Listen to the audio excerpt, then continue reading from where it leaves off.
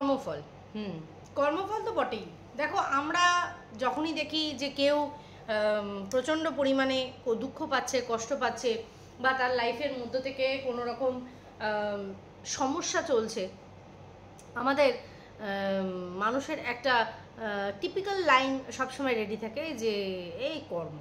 কিন্তু সেই কর্মফলের কথাটা কি আমরা সব মানুষের ক্ষেত্রে কি প্রযোজ্য করি কি না? মনে হয় সব মানুষের জন্য মনে হয় সেই কাজটা করি না।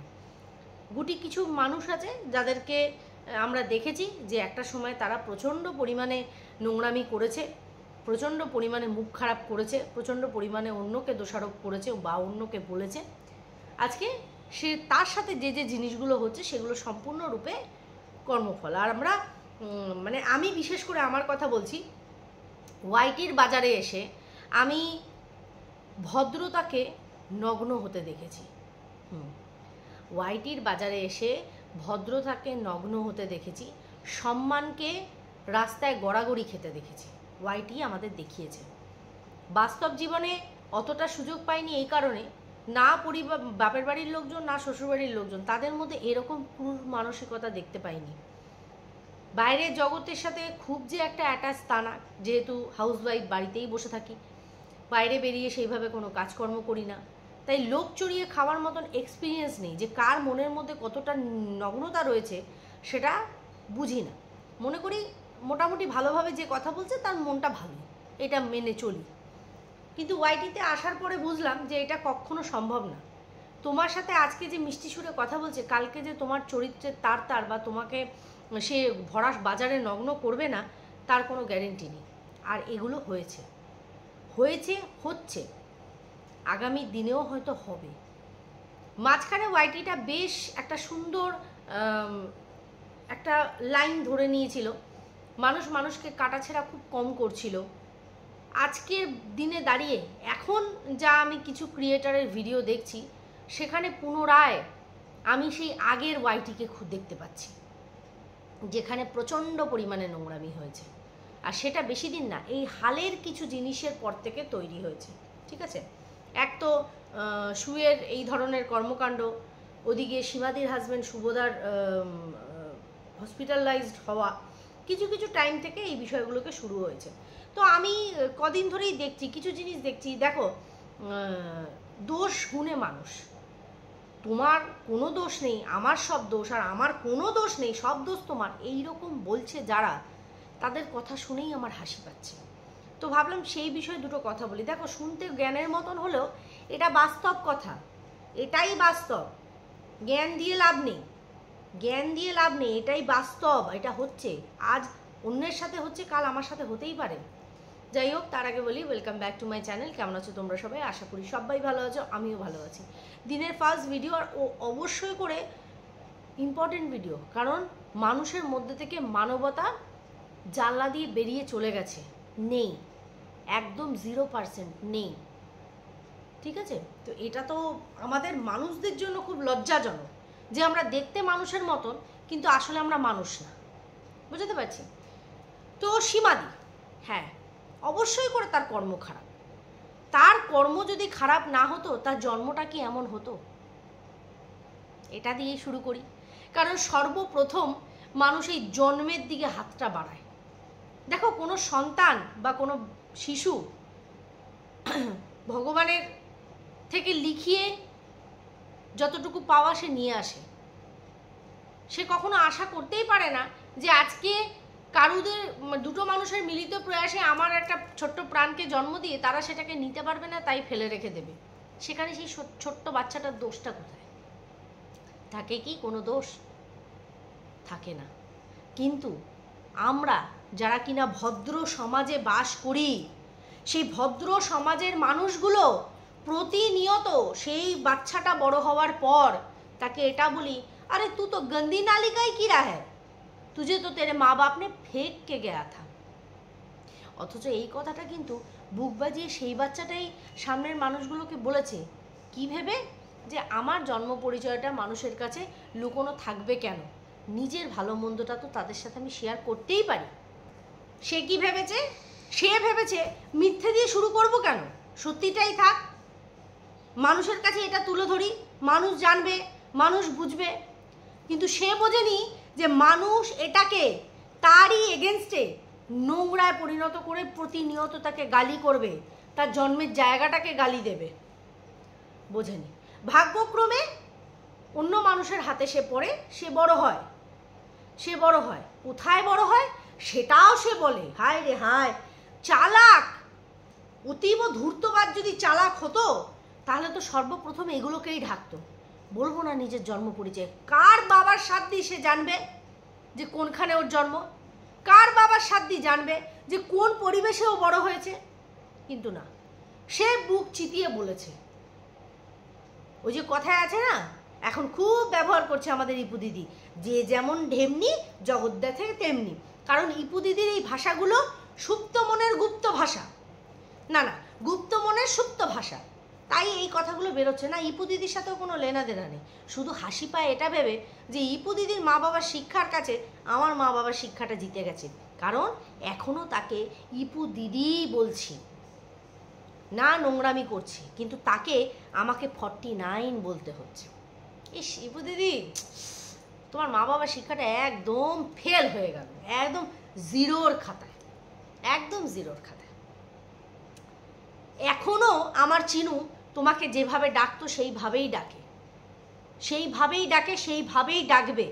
একদিন যখন তোমার ভিডিওর চোখে পড়েছে, দেখছি তুমি একটু লাউড রিয়াকশান দিচ্ছ, আমাকে প্রশ্ন করছে, মা ইপসিতা আন্টি কি তোমার উপর রেগে গেছে? আমি বললাম হ্যাঁ রেগে গেছে একটু। বললো কেন? আমি বললাম আমি ছোটো তো, ওই একটু দিদি তো, সে বকছে। ও আচ্ছা, এটা হচ্ছে আমি আমার ছেলেকে বোঝালাম, সে বুঝলো। তাই আন্টির জায়গা থেকে তোমাকে যে সম্মান দেওয়াটা সেটাই সে দেবে আর দিয়ে আসবে। আমি কোনো মানুষের ক্ষেত্রে কোনো রকম বিষ আমার ছেলেদের কানে ঢালি না, আর মনে করি তাদেরকে যথোপযোগ্য সেই জায়গাটা তৈরি দেব যাতে সে আমার যত খারাপই চাক না কেন সেই মানুষ, বা আমাকে খারাপ কথা বলুক, কোনোদিনও সামনাসামনি হলে আমার ছেলেরা তাকে তার যোগ্য সম্মান দিয়ে ডাকবে, কোনোদিনও অসম্মান করবে না। সেই শিক্ষা যেটা আমার মা বাবা আমাকে দেওয়ার চেষ্টা করেছে, সেইটা আমি আমার ছেলেদের মধ্যে ইনপুট করার চেষ্টা করে যাচ্ছি। তাই এখনও অবধি তোমাকে দিদি ডাকছি, কোনো নোংরা নামে সম্বোধন করছি না, আর হবেও না, আসবে না। শিক্ষা ভ্যারি করে না, ম্যান টু ম্যান। যাই হোক, যেটা বলছিলাম আর কি, তো যথারীতি সে লুকিয়ে রাখতে পারেনি, জনগণের সামনে পাবলিক করেছে, আর মানুষ প্রতিনিয়ত ওর সেই জায়গা দিয়েই শুরু করে। হ্যাঁ, ভুল তো অবশ্যই হয়েছে, ভুল অবশ্যই হয়েছে যে লাইভ চলাকালীন বা কমিউনিটির মাধ্যমে সে নিজের ফোন নাম্বার দিয়েছে। মানুষের ভীষণ চিন্তা হয়ে গেছে যে আরে এমনিই তো এর ওপরে সিন্ডিকেট একটা রাত চালিয়েছে, তলা থেকে প্রচুর টাকা সে খেয়েছে, আর এখন তো জনগণের কাছ থেকে হাত পেতে টাকা নিচ্ছে, হাত পেতে টাকা নিচ্ছে। আমি সবসময় মনে করি আমরা এরকম 10-20 হাজার টাকা প্রচুর ওরাই, বললাম না, একটা জামা কিনতে গেলেও আমরা এখন 300, 500, 400, 1000 টাকারও শাড়ি আমরা পরে ঘুরে বেড়াই, কিন্তু আমরা জানি ওই শাড়িটা কিন্তু ওই একবার পরবো, দুবার পরবো, সবসময় পরে বেরোনোর কিন্তু মানে সময় হবে না, আর পরিস্থিতিও হবে না, রোজ বিয়ে বাড়ি কেউ পায় না। অথচ সেই 1000টা টাকা যদি আমি কারোর অসুস্থতার পেছনে দিই তাহলে কি সেটা অন্যায়? কিন্তু দেওয়া যাবে না, কারণ সে সীমার স্বামী। এই যে যারা লোক দেখানি কারণে বলছে না যে না না সেই মানুষটার সুস্থতা কামনা করি, ওই শুধু বলতে হয় তাই বলছে। সীমার স্বামী আজকে না থাকলেও কারোর কিছু যায় আসবে না, আমি গ্যারেন্টি দিয়ে লিখে বলে দিচ্ছি, লিখে বলে দিচ্ছি। আজকে যে পরিস্থিতির মধ্যে দিয়ে সীমা যাচ্ছে, আজকে সেই সেম পরিস্থিতির মধ্যে আমি, তুমি, A, B, C, D যে কেউ হোক যেতেই পারে, কিন্তু সেই পরিস্থিতিটায় আমাদের কি করণীয়? সেই মানুষটাকে ছাড় দেওয়া, যে ছেড়ে দিই তাকে। যে পরিমাণে এই পরিস্থিতিতে তাকে কাটাছেঁড়া হয়েছে বা চলছে, সেখানে আমি একটা ছোট্ট উদাহরণ দেব। আমি ওই চৌধুরী পরিবার সিনেমাটা দেখেছিলাম, যেখানে রঞ্জিত মল্লিক একটা সময় একদম ভালো চাকরি বাকরি করতো না, কিন্তু তার বড়দা খুব ভালো চাকরি করতো। যখন রঞ্জিত মল্লিকের ছেলে সেই সময় অসুস্থ হয়, তার স্ত্রী যখন রাত্রিবেলা মাসের শেষ হাত খালি 100 টাকা খালি চাইতে যায় যে ডাক্তার ডাকবে, একটু ওষুধ ব্যবস্থা করবে, সেই সময় কিন্তু তার ভাসুর মানে রঞ্জিত মল্লিকের দাদা তার ভাইয়ের বউর কাছ থেকে তার হাতে সোনার চুড়িটাকে বন্ধক নিয়ে তার হাতে তাকে টাকা দিয়েছিল। যখন সময়ের চাকাটা ঘুরল, সেই বর্দাই যখন বিছানায় পড়ল আর রঞ্জিত মল্লিক যখন ভালো চাকরিটা পেল, সেই একই পরিস্থিতি ওর বর্দার বউয়ের হলো। সে এলো টাকা যখন করতে, বললো আমার হাতে তো টাকা নেই, তো আমার এই চুড়িটা তুমি রাখো। সেই সময় রঞ্জিত মল্লিকের বউও কিন্তু হাত পেতে সেই চুড়িটা নিয়েছিল। তাই রঞ্জিত মল্লিক বললো যে দেখো দাদা ভুল করেছে, দাদা ভুল করেছে, সেটার শাস্তিটাও দাদা পাচ্ছে, কারণ তোমার হাত থেকে চুড়িটা সে নিয়েছিল। তো তুমিও ভবিষ্যতের জন্য তৈরি থাকো, কারণ আজকে সেম কাজ তুমিও করলে। এই কথাটা কেন বললো বলো তো? পরিস্থিতি, সময়, এই যে কর্মফল। কেউ যদি বলে, এই যে ইপু দিদি বলছে কি আমার কর্মফল অনেক ভালো, ওই কারণের জন্যই আমার সন্তানকে তুই অ্যাটাক করেছিলিস, আজকে সামনে থেকে তোর মেয়েকে অ্যাটাক করছে। এই যে কথাটা তুমি বললে, আমি সীমাকে উদ্দেশ্য করছি না, কিন্তু তোমার কর্মফল যে ভালো সেটা কে ডিসাইড করবে? তুমি? আমি? না, ওপরের ভগবান। কার কোথায় কতটুকু কর্মফল তুমি গ্যারেন্টি দিয়ে বলতে পারবে যে তুমি কোনোদিনও তোমার কথার দ্বারা কাউকে হার্ট করোনি? তুমি কোনোদিনও বলতে পারবে এমন তোমার এই এত বছরের জীবনে তুমি কোনোদিনও কোনো ভুল করোনি, কখনো কোনো অন্যায় করোনি যেটা তোমার কর্মে দাগ টানতে পারে? বলতে পারবো? আমি মনে করে বলতে পারবো না। তার মানে আমি কখনো ক্লিন চিট দিতে পারি না যে আমার কর্মফলটা খুব ভালো, তোরটা খারাপ বলে আজকে তোর এই পরিস্থিতি। পরিস্থিতির দিকে কখনো তাকাবে না। আজ ওর পরিস্থিতি খারাপ, কি গ্যারেন্টি আছে আজকে তোমার হবে না, আজকে আমার হবে না, কারণ অন্যর হবে না? পরিস্থিতি তো মানুষকে বোঝায়, শেখায়, পড়ায়। আজকে হাজব্যান্ডের জব নিয়ে অনেক কথা ওঠে, তোমার হাজব্যান্ডের কত ভালো চাকরি, তোমার হাজব্যান্ড মালিক, খোদ মালিক, তার আন্ডারে পকেটে অনেক ইঞ্জিনিয়াররা থাকে। তাহলে তোমার মেয়েকে কেন সরকারি কলেজে দিয়েছিলে, যেখানে খুব সামান্য পয়সায় তার পড়াশোনা হয়ে যায়? ভালো জায়গায় আরও দিতে। আমি কখনো মনে করি না হাইফাই জায়গাতে দিলেই ছেলে মেয়ে মানুষ ভালো হবে, আর সরকারি জায়গায় দিলে সে একদম যাচ্ছে তাই হবে না। অনেক ভালো ছেলে মেয়ে তৈরি হয়ে বেরোবে। তোমার মেয়েও অনেক ভালো, প্রত্যেকের সন্তান তাদের কাছে ভালো। তোমার সন্তানও যেমন তোমার কাছে ভালো, তার সন্তানও তার কাছে ভালো। আজকে সে তোমাকে কিভাবে অ্যাটাক করেছে না করেছে, আজকে এইরকম পরিস্থিতি দাঁড়িয়ে যে তুমি যেভাবে দিনের পর দিন তাকে ফেরত দিচ্ছ আর মনে করছো ভিউয়ার্সরা বা বাবা বা বা বাবা বা বাবা বাবা তালি মারছে, সেটা এই পরিস্থিতিতে করো না। ওই যে কর্মের ফলটা ঘুরে অন্য কারোর দিকে না চলে যায়। এই যে সুকে দেখলাম কাল রাতে খুব বড় বড় কর্মা ইজ ব্যাগ, হ্যানা ত্যানা, একদম কর্মার কথা বলিস না, কর্মার কথা বলবিই না। তোর কথা তো বলিসই না, তুই তো অন্য কাউকে বলতে যাস না। তোর করা কর্ম লোকে ড্যাব ড্যাব করে দেখেছে, তা তো আর বলিস না। আমি বড় বড় বুক নিয়েও দেব না যে আমি আমার ছেলেকে চেষ্টা করছি, এটা বলবো যে হ্যাঁ মানুষের মতন মানুষ তৈরি হোক, এটাই চেষ্টা করছি, কিন্তু আমার ছেলেরা মানুষ হবেই, যে যাই বলুক না কেন, এই গ্যারেন্টিও কেউ দিতে পারবে না, এটাও কেউ দিতে পারবে না। হ্যাঁ, সীমাদির তো অবশ্যই অন্যায় হয়েছে। আজকে ইপু দিদি বলছে যে যখন এই শিল্পী তোমাকে চুলের মুঠি ধরে মারবে বলেছে, আমি প্রতিবাদ করেছি। তুমি কোনোদিনও করেছো? তুই কোনোদিনও করেছিস?